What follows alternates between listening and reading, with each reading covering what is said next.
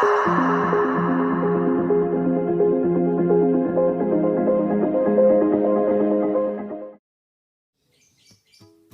assalamualaikum warahmatullahi wabarakatuh. Apa kabar teman-teman semuanya? Saya harap semuanya baik-baik saja, tetap dalam lindungan Allah Subhanahu wa Ta'ala, diberkati panjang umur, barokah rezeki, dan barokah segalanya, amin ya rabbal alamin.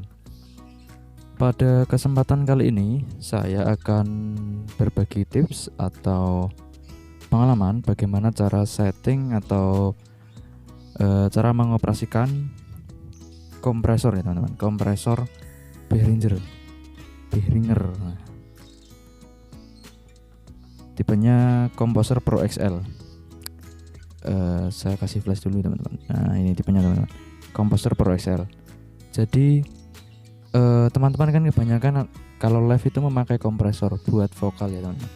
Nah, jadi kompresor itu berbagai macam ya teman-teman. Tidak hanya ini saja, ada yang tipe lain, ada yang merek lain, bahkan ada yang kompresor 1U ini 4 channel. Kalau untuk Behringer Komposer Pro XL ini cuma 2 channel teman-teman. Jadi ini sampai sini, ini channel A, dan sebelahnya sana juga ada menunya persis seperti ini, yaitu channel B atau channel 2.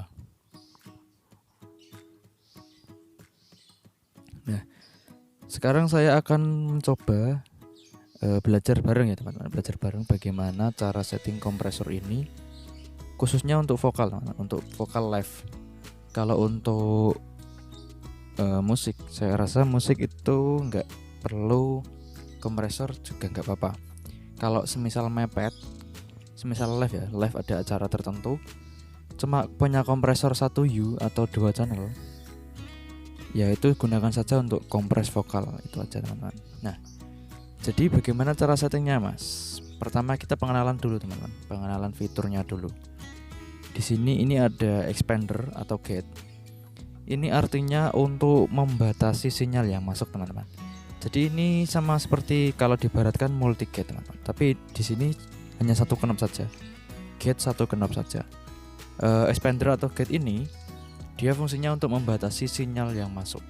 Maksudnya membatasi itu bukan batas titik atasnya teman-teman, tapi batas titik bawahnya. Semisal saya putar ke kanan ya, nanti kalau saya ngomong lirih, dia nggak akan masuk suara saya. Kalau saya ngomong keras sesuai titik di sini, semisal di sini ada tulisan 30 desibel. Jadi kalau saya ngomong di atas 30 desibel, maka nanti suara saya akan masuk. Tapi kalau saya ngomong di bawah 30 desibel, suara saya tidak akan masuk. Saya contohkan ya teman-teman. Saya buka gate-nya. Tes. Nah, ini gate sudah terbuka teman-teman. Otomatis lampu ini akan menutup kalau kita tidak ngomong atau tidak ada sinyal. Nah, maka lampu akan menutup merah. Ini tandanya dia tidak ada sinyal atau sinyal ditutup total. Jadi noise pun juga tidak masuk teman-teman. Tapi kalau saya ngomong dengan volume yang pelan, nanti suara saya juga megap-megap atau masuknya sedikit-sedikit, karena nanti kalau volume saya di bawah sekian dB maka tidak masuk. Contoh ya, saya putar ke kanan lagi, saya ngomong biasa. Tes. Nah, suara saya ini terputus ya teman-teman. Terputus suara saya kalau tidak keras. Nah, saya tutup lagi teman-teman. Nah, fungsinya seperti itu teman-teman. Jadi dia menutup suara bawah atau membuka gerbang kalau ada suara di atas dB tertentu. Semisal di sini kita pakai min 30 dB, harusnya kalau ada inputan di atas min 30 dia masuk. Kalau di bawah min 30 dia tidak akan membuka, tidak akan meloloskan sinyalnya. Itu fungsi dari gate ya teman-teman. Ini release ini di sini ada knob release atau tombol ya teman-teman, tombol release. Nah, inilah. Ini kalau ditekan release-nya lambat. Kalau dilepas tik. Nah, kalau dilepas release-nya cepat dan dia tidak smooth teman-teman. Jadi ini mending diaktifkan saja. Di bawahnya ini tombol untuk gate-nya. Ini tentunya juga diaktifkan kalau ingin menggunakan fitur di sini teman-teman. Kali ini sudah ada kotak di sini, terus kotak di sini. Nah, Sekarang kita ke sini, ke 1 2 3 4 5 knop di samping gate. Yang pertama dari kiri ada threshold, ratio, attack, release, dan output.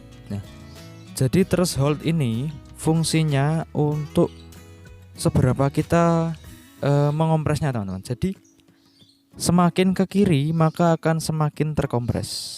Cek. Nah, ini saya mentokkan kiri pol, maka juga akan terkompres teman-teman. Nah, tandanya ini terkompres ada merah-merah. Tapi saya tidak mentokkan ke kiri karena nanti suara yang keluar malah tidak dinamis teman-teman. Jadi saya cukupkan saja segini. Yang penting saat teriak nanti terbatasi. Saya contohkan segini ya. Cek. Nah, pokoknya pada saat teriak ini ada lampu merahnya. Tes, cek.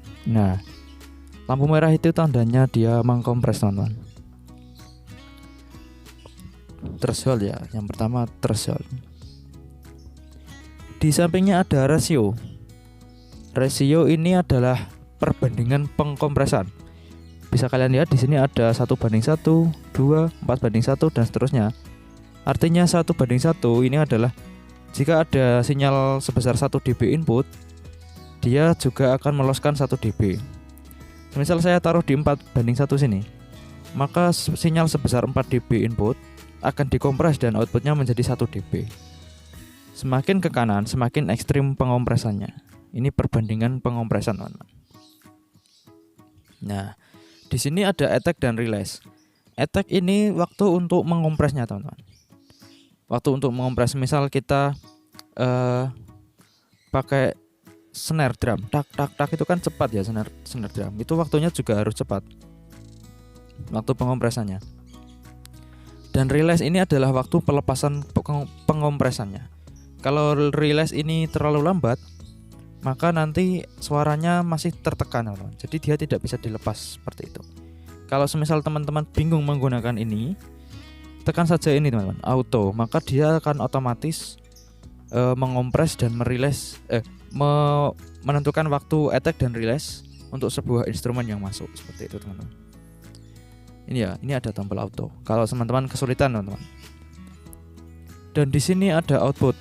Output ini adalah untuk mengatur seberapa gain yang kita tentukan setelah terkompresi di sini teman-teman. Jadi semisal kita mentokkan fader, kita tentukan fader, di mixer sudah, di kompres sudah tapi kurang kencang atau dinamikanya kurang, kita bisa tambahkan volume di sini. Kalau sudah dinamika bagus, kita tinggal atur volume atau gain di mixer tersebut. Oke. Ini semakin ke kanan ada de-esser. Ini ya teman-teman, de-esser. De-esser ini fungsinya untuk memotong suara S yang tajam di telinga. Semisal di sini saya aktifkan de-essernya teman-teman, maka nanti S saya akan terpotong. Tes 1 ha. Saya matikan de-essernya. Tes. Nah, ini kalau teman-teman lihat dengan grafik spektrum, maka nanti frekuensinya akan terlihat teman-teman. Jadi menyemutkan atau menghaluskan sebuah vokal teman-teman, de-esser itu. Artinya suara S yang menusuk telinga dia akan dikurangi oleh de-esser tersebut. Kalau didengarkan dengan telinga biasa mungkin tidak akan terdengar dengan seksama teman-teman. Tapi kalau teman-teman menggunakan spektrum analyzer atau jenisnya, dia akan kelihatan. Dan tentu saja di kanan ini sendiri ada limiter. Nah, selain dia gate, kompres, de-esser, ada juga limiter. Jadi limiter ini untuk membatasi juga. Apakah sama seperti kompresor mas? Kalau fungsinya hampir sama teman-teman, tapi limiter ini adalah batas. Dia tidak menoleransi seperti kompresor. Kalau kompresor itu kan menoleransi, artinya semisal ada suara, dia dibatasi. Kalau kompresor ya dibatasi tapi masih menoleransi atau membatasinya dengan halus. Kalau limiter tidak, dia membatasinya dengan paksa. Pokoknya semisal saya limit di 8 dB lah. Pokoknya kalau ada sinyal di atas 8 dB, ini lampu limit menyala. dia bagaimanapun tidak akan meloloskan sinyal 8 dB tersebut. Kalau limiter seperti itu teman-teman. Kalau kompresor kadang masih meloloskan sepersekian dB. Artinya kalau dibahasakan secara alami ilmiah, kalau kompresor itu ibaratnya rem biasa, rem sepeda motor biasa ya. Kalau limiter rem cakram, rem yang benar-benar ngerem banget. Yes, pokoknya seperti itulah bedanya kompresor dan limiter. Nah, itu teman-teman. Terus bagaimana Mas cara instalasi kompresor ini Mas di mixer? Nah, jadi teman-teman membutuhkan sebuah jack ya teman-teman. Teman-teman membutuhkan sebuah jack. Ini saya ada contohnya. Sebentar saya cari dulu jacknya. Oke teman-teman, ini ada jacknya teman-teman. Jadi jacknya itu seperti ini. Nah, ini ujung ketemu ujung ya teman-teman. Sebentar saya perjelas. Nah, jadi ujung jacknya itu pertama, ini jack ini yang ada gelangnya 2. Ini kebanyakan teman-teman menyebutnya jack stereo teman-teman. Bisa disebut jack stereo, bisa disebut jack TRS. Ini masuknya ke input mixer ya teman-teman. Atau di mixer itu ada fitur insert teman-teman. Nah itu masuknya di insert. Sedangkan ini kan 1 ya teman-teman. Terus nanti keluarnya jadi 2 ini. Nah saya kasih merah dan hitam. Merah ini untuk output dari kompresor, dan hitam ini untuk input dari kompresor. Jadi di dalam kompresor itu kan ada 2 teman-teman, ada in dan out. Jadi kita sediakan jack 2 mono, lalu ujungnya kita kasih jack stereo seperti ini. Nah ini adalah cara menggunakan kabelnya untuk mengoperasikan kompresornya teman-teman. Seperti itu ya teman. Jadi nanti kalau ada yang ditanyakan silahkan ditanyakan teman-teman. Bagaimana cara settingnya untuk vokal cewek, untuk vokal cowok? Sebenarnya sama teman-teman, pada dasarnya sama. Yang membedakan hanya power vokal. Kalau powernya kenceng, maka thresholdnya ini semakin ke kiri teman-teman. Saya sarankan semakin ke kiri threshold ini. Kalau powernya biasa, thresholdnya jangan banyak-banyak. Terus nanti output ini ditambahkan sedikit biar terjaga dinamika dari vokalnya, seperti itu teman-teman. Oke, sedikit konten kali ini semoga bermanfaat bagi kalian yang ingin belajar cara setting kompresor, terutama merek Behringer tipe Composer Pro XL. Apakah ini bisa diterapkan di kompresor DBX Mas? Bisa teman-teman. Pada dasarnya fitur kompresor itu sama. Fiturnya ada gate, threshold dan lain sebagainya. Sama. Tergantung kalian bagaimana cara menyerap ilmu yang saya berikan, menyerap pengetahuan-pengetahuan yang kalian dapatkan. Semoga di next konten ada pembelajaran lainnya yang dapat bermanfaat untuk kalian semuanya. Terima kasih telah menonton. Semoga sehat selalu, diberikan panjang umur, barokah rezeki dan barokah semuanya. Amin ya rabbal alamin. Sekian. Wassalamualaikum warahmatullahi wabarakatuh.